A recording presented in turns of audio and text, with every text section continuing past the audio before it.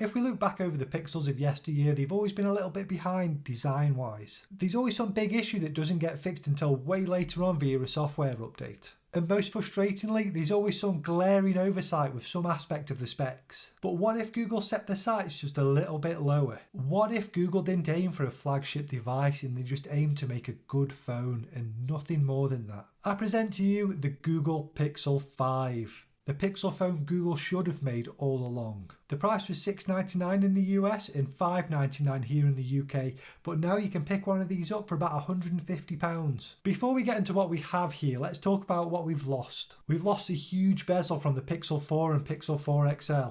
Nobody's going to miss that huge forehead. Speaking of the forehead, the Soli radar is gone, so no hand gestures are needed to switch tracks or snooze your alarm. You can just tap on the screen.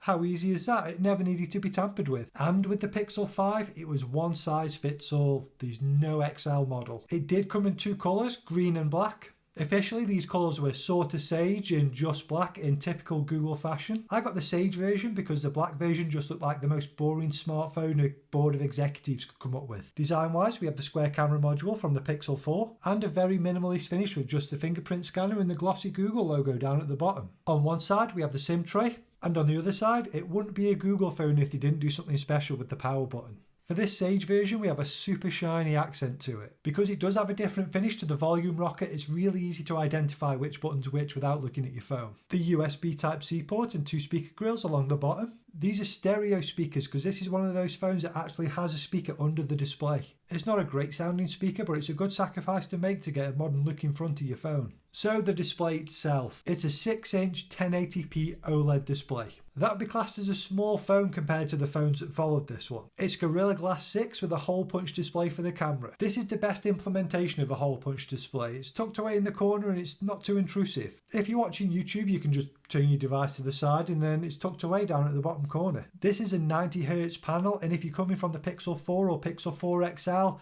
that probably fills you with a bit of dread knowing the battery drain it had on those devices. But we'll get onto that later, these big updates in that department. This is the best looking front of a phone we've seen from Google up to yet. And the always on display, that's a nice touch. It's about 86% screen to body ratio and definitely doesn't look out of place in the smartphone market in 2023. The back itself was a bit of a breakthrough. And it took a bit of a breakthrough to see how wireless charging worked through this back.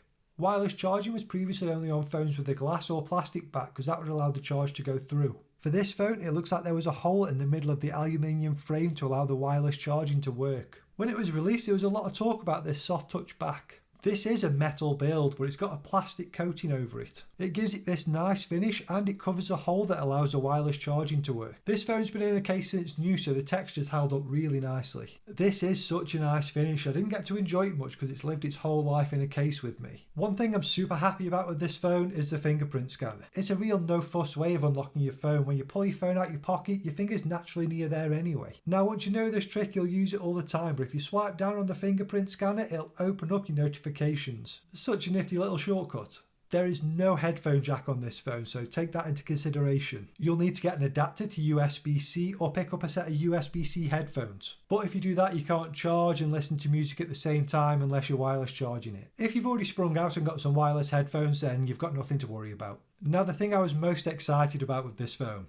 Let's talk about the cameras. If you've seen any of my other videos, you'll know the cameras are the main reason people gravitate towards Pixel phones. The camera has the same sensor as the Pixel 2, but that's not a bad thing. If it ain't broke, don't fix it. If you're looking at a Pixel phone specifically, then I'm guessing you've already looked at pictures from other Pixel phones and that's why you want one. These examples are all from the back camera and they're just mind-blowing. If the ultra-wide is really important to you, then don't go for a phone earlier than this one because you'll be sorely disappointed. The phone getting an ultra-wide was the main reason I upgraded. The front-facing camera takes great portrait photos, and you get access to a host of editing features like portrait lighting. It can also auto-change to night sight when it detects it's dark enough to take advantage. These cameras don't just take great pictures. The front-facing selfie camera can take 30 frames per second, 1080p video. And the back camera allows 4K 60 frames per second, something that was noticeably missing from the Pixel 4 line. I've shot so many YouTube videos with one of these and no one's ever commented on the quality of the video. Software wise, at the time of this video, you can upgrade this phone up to Android 14 and that'll be it. It won't get anything more than that unless Google changes its mind. This is a medium level chip, so it might be asking a bit much to get another update out of this. Speaking of the chip, it's a Qualcomm Snapdragon 765G chip. We have 8 gigs of RAM and 128 gigs of storage. Some of you eagle-eyed Pixel fans out there might have noticed this is a downgraded chip from the Pixel 4 line. But that wasn't an oversight by Google.